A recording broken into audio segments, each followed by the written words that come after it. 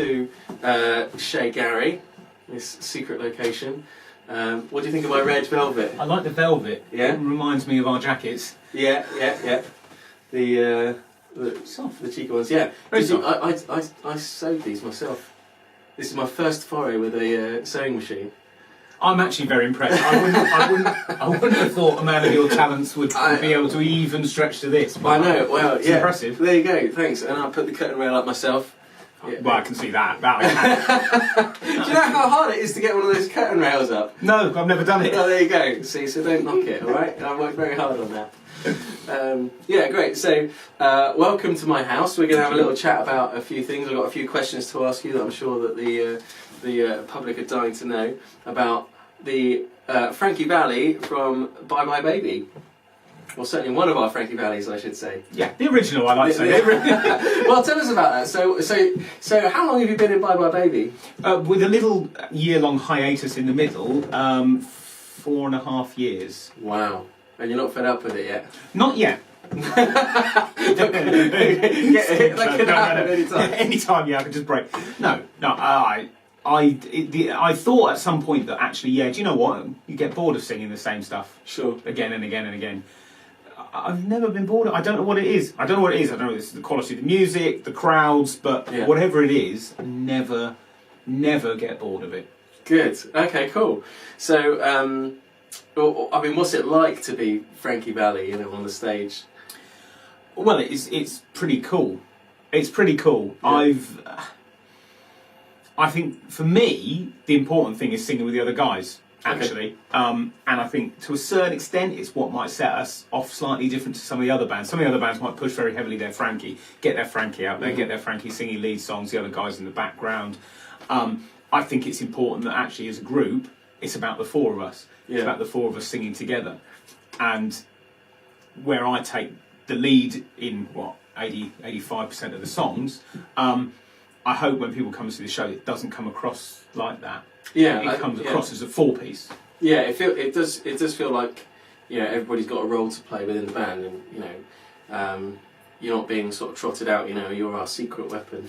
Yeah, exactly. You're the one that's going to be out there, and all the attention's going to be on you, and the other three are just sort of a bit of fluff. Which I mean, they're very nice fluff. But that's not their primary purpose. Yeah, no, absolutely not. Great. So, are there any sort of particularly memorable gigs that you've done or shows with the band? Memorable gigs. I always think of the last one. Always my mind goes to what happened at the last gig. Clitheroe. First time I've been to Clitheroe. Yeah.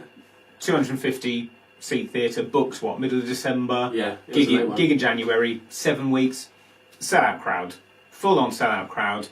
People on their feet, standing ovation at the end, all 250. Amazing. Encore, and the end of it, we had, I think, probably more people than we've ever had come up and say, "Oh, we saw you guys saw the Jersey Boys in Liverpool, saw the Jersey Boys in Manchester on the tour recently, and you guys are better." Wow. I know I'd always take that with a pinch of salt. Of course. I guess what they're saying is they enjoyed the show more than they enjoyed actually seeing the Jersey Boys on tour. Yeah. But the fact is that people are really, really enjoying the show and love it, and are saying afterwards, come back. And I think it's always that drug at the end of a gig of that standing ovation, of that applause, of that looking at the other four guys and kind of going, this is ridiculous. This is just ridiculous. You could never give that up. Never give that up. Yeah. That does sound amazing. I mean, from my point of view as a guitar player, I'm normally dressed in black, and basically meant to be heard and not seen, sort of thing. It's obviously different in Bye Bye Baby, but the adulation, I imagine, is quite a different scenario for you guys.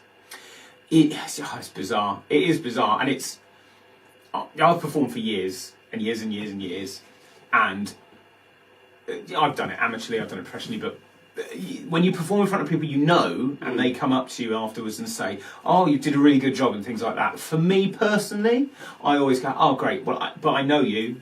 you're my family, Sure. you're my friends, Yeah. fine. You meant to say that. If you don't say that, maybe we should not see each other again. Yeah. But when you have that interaction with people you don't know, they've got no reason to know you, there's no reason to see you, no reason to talk to you, but they've come and seen the show and they enjoy it and they make that effort to stay behind afterwards and say, I love that show, I loved your performance is great, your vocals are great.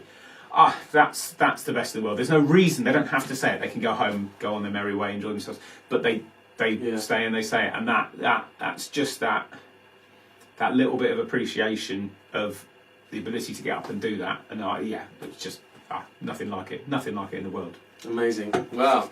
Have you had any sort of calamitous moments on stage? Like, have there been any sort of challenges that you've had to ride out? Dogs backstage.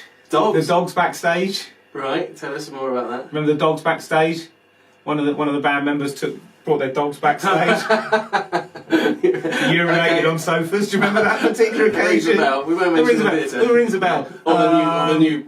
No. Let's just. But anyway, so that. They weren't new sofas. I remember.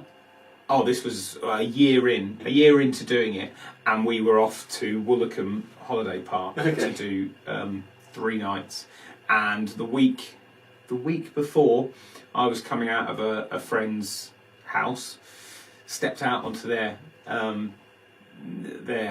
outside the front door. I hadn't been drinking, I was driving that night, and I completely went over on my ankle, enough that I thought I'd broken it. It swelled up, 3 times the size. Yeah. Ended up in hospital till 6 in the morning in A&E getting x-ray. No, it's just a bad sprain. But it was swollen all over the place. We've got 3 gigs next week.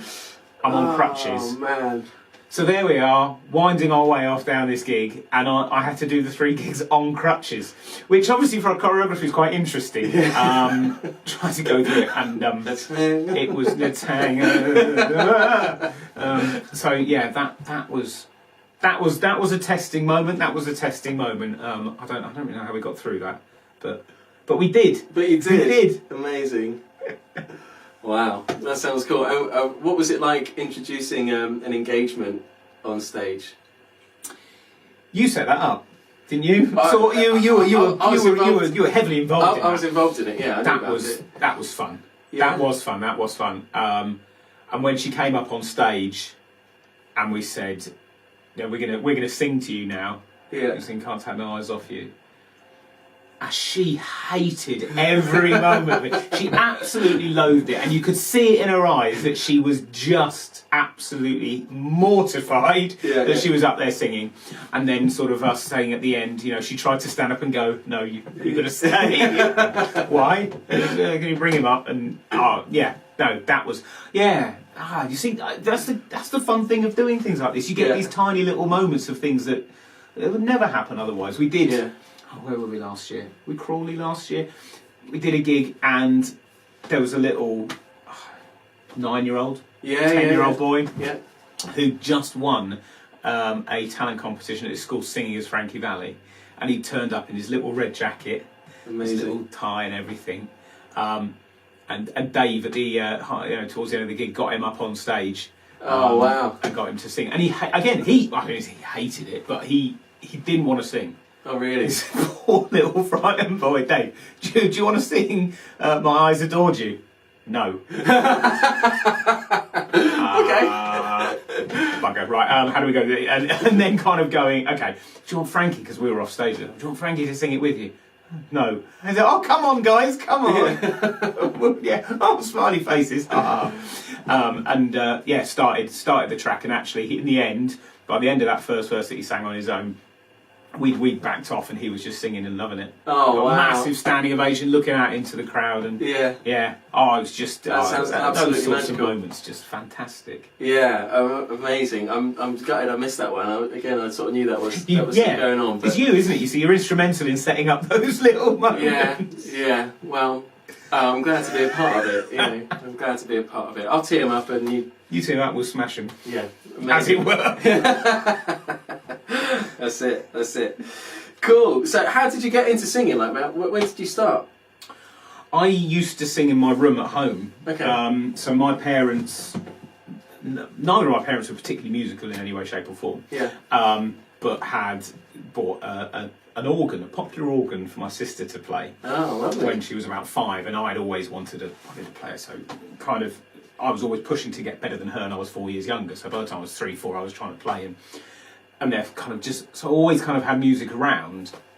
And then my dad used to take us to the theatre, and we used to go and see West End shows. First show we saw was Cats. Nice. Things like that. Moved on to Joseph and Sunset Boulevard and Phantom and Les Mis and all the kind of classic things in the 90s. And I used to just get the soundtracks. I used to get the soundtracks, so I'd listen to my room, and I just used to sing along.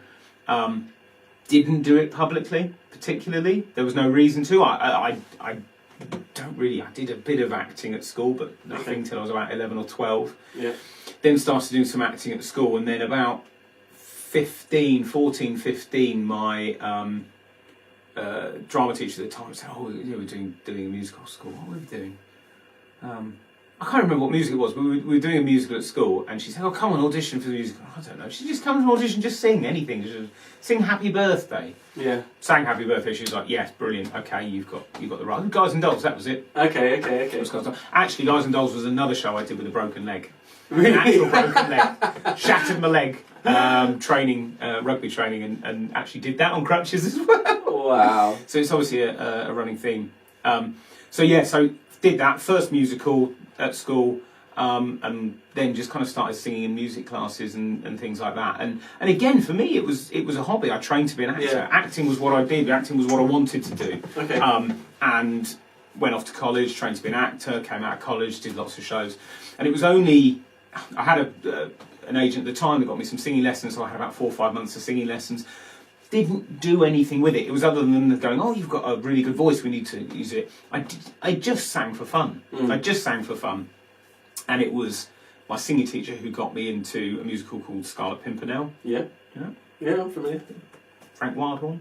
No, Frank Wildhorn. No, brilliant. You know, and I fell in love with it. And about 4 years after I'd had those singing lessons, I saw a local group was doing it, and I went, I've never done a musical, step in. And just from that point onwards, that's it, musical theatre all the way. Amazing. Do you have a favourite show in town, like in the West End that you've seen? Lots of favourites, and sort of current favourites and different favourites and things. Yeah. There's some great stuff on Broadway at the moment. There's some really good stuff that's coming over. Obviously, we've had Hamilton over, which I saw before Christmas. Saw it the day after opening night. Clang. And that clang. Yeah. That's great. I think it's just written so well. Yeah. Personally, I think my favourite musical is Sunset Boulevard. Love the music. Yeah. Absolutely adore the music. And year before last, the English National Opera did it at the Coliseum for a sort of a 5-week run. Stripped back set, full cast costume, but stripped back set, and a full orchestra on stage. And Glenn Close, who's the original Norma Desmond, was in it. Wow. And we saw last night. Wow. I mean, that's a roast that show as well. 7 minute standing ovation during the second act after one of her big numbers, to the extent that the entire... Back on. Right, back in the room. Ultra secret location. So... anyone else in? No, that's it. You're easy. You don't know what's behind there. No. So we were rudely cut off in our prime. Hang on, let me turn this around. I can't see what's going on then. Yeah, sorry about that. We were rudely cut off in our prime when Matt was talking about Thingbob, Sunset Boulevard. Yeah. And good. Yeah, liked it. It's great. It was great. No idea where we were cut off, but it was good. Best thing ever. Okay. Cool. Good. Right. Well, we're going to wrap up. We're going to call this a day. But before we do that, I'm going to ask you, what is your favourite Bye Bye Baby song to sing? Favourite song. Here's me. Okay. So earlier on, I said it's all about the 4 people and it's not about me, which is true. Yeah. But a little bit egotistical. I love singing Fallen Angel. Yeah, okay. Because I wrote the harmonies. Oh, wow, really? So, when the boys come in the second verse, it's just I love it. I love it. And I love singing it because it's 4 parts really closely singing together. And it's just choral and beautiful, and I've heard other people in our band, Frankie's singing it, and the Frankie can just sing his own line if he wishes, but actually if he sings at the same tempo and beat with the other guys, the harmonies just sing together. That's what they're there for. And because I kind of wrote that, I love it. I love it. Even though it's the low moment of the show. You know, emotionally, it's the low point. I just love some of those moments, and the guitar solo. The guitar solo in Fallen Angel. All 2 bars of it. All 2 bars of it. Yeah, Jake played it the weekend. He was phenomenal. Yeah. He just came out. I don't know where he came from. Don't know where out of the woodwork. He's been playing it. He's been playing it fine for months. Really good for months. I'm not doing that. I can't do that. He absolutely smashed it. Yeah. It was just that's brilliant. It's great. He's a good lad. He is a good lad. Yeah. Amazing. What does it feel like at the end of Fallen Angel? Because from when I've seen the show, it feels like audiences, they either sort of applaud straight away, or there's this sort of like deathly quiet moment where it's almost like still washing over the audience. In a theatre, it's pretty good because if people know the song, they know it's come to an end, and that's when you get that applause coming in a little bit earlier. And it's normally 1 or 2 people in the audience going, I know this, and I know where, and just going, okay, I really, really enjoyed that. Most of the time, people don't really know it because it's not massively well known, and it ends, quite abruptly, and the audience don't quite know what to think of it at that point, and just take it in, and it's quite a nice moment. It is quite a nice moment. Is it awkward to manage or feel that? Because you just leave it. You just leave it finished, because I'm busy kind of looking up at whatever I can picture up in the gods. Yeah. Thinking Fallen Angel, that's where she is, and just kind of singing up there. And I just stay looking at it. Stay looking at it as long as I need to, and then step back from the mic, and it's done. And and I'm relaxed, and the audience can sense that, and can sense that the song's over. It is, to a certain extent, why for 2018 I've rewritten the script slightly different, putting in a lighting cue there, really to just have, by the end of the song, to come back down to a tight spot on Frankie, and then for the spot to turn to a blackout. Just because there is, sometimes the audience don't know that the song's finished. Yeah, sure. What's happening? And using that lighting cue will just create that poignant moment in the show just before we head on to the kind of the final section, and that will hopefully signpost it more to some of the audience, and it will give a really nice kind of nice moment in the show, I think. Amazing. I'm always excited and interested to see how audiences react at that point. Yeah. You can never really tell what they're going to do and what they're going to be like. But it's definitely a special moment in the show. What's your favourite song to dance? Dance? Yeah. Yeah. I'm not a dancer. Well, hang on. I don't dance in the show. I do dance in the show. Before this, and our choreographer was Scott, who did most of our choreography, great guy. I'd worked with him previously doing a version of Grease, and that was the first time that I'd ever really danced at all, and it just happened to be 6 months before we got involved in this, and then he was like, Scott, I hear you're going to choreograph me in this, great. And he knew how to get the best out of pretty poor dancers. he knew how to. Right. He knew how to. I wouldn't say tone it down. The moves just fitted what we had the ability to do. Okay. And he worked with us in terms of what felt right for our timing and stuff. And actually, it's moved and become quite a slick, smooth choreography style because of that. It actually works for us. So actually, if we were awkward doing it, it would look terrible. Yeah. But actually, you look like me. Yeah. Maybe. But because actually it's stuff that we worked on him with, we are comfortable doing it, and it looks good. In terms of my actual favourite, I really enjoy dancing Begging now. Okay. Which was re-choreographed 18 months ago, and is much more up-tempo now than it used to be. Yeah. I enjoy doing The Night, because again there's some more big dance movements in, and we've just redone Grease, and again that's got more up-tempo now, more a bit more exciting dance moves in there. And actually, I'm finding the more I do it, the more I actually do like the more complicated choreography and the more interesting choreography. I love a good step, click, step, click. Oh, really? I'm happy. That's my comfort zone. But shoving in some spins and some other moves, actually, it just brings a bit more energy to the show. And I think that the show has developed in the nearly 5 years that we've been doing it.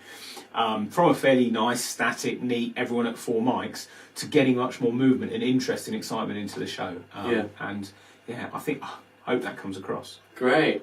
And just to wrap up, do you have anything that you'd like to say to the fans and everybody that's come to see the show?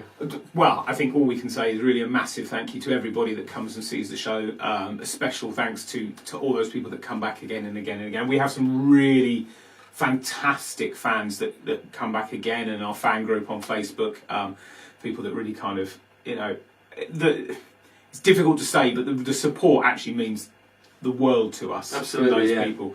The interaction we get with the people who stay behind at the end, the friendly faces, the messages we get from those fans, it's brilliant. I think we massively appreciate it. And everyone obviously comes and sees us for the first time. We just hope they absolutely love the show and come back again and again and again, because we'll do this as long as the knees and everything can keep up. Yeah. Well, I can only echo that. And Matt, thank you for coming down. Pleasure, Gary. My Pleasure, top secret location. Top secret. My curtains. Don't tell anyone where we are. Don't tell. Thanks, man. I'll see you on the next gig. Anytime. Right.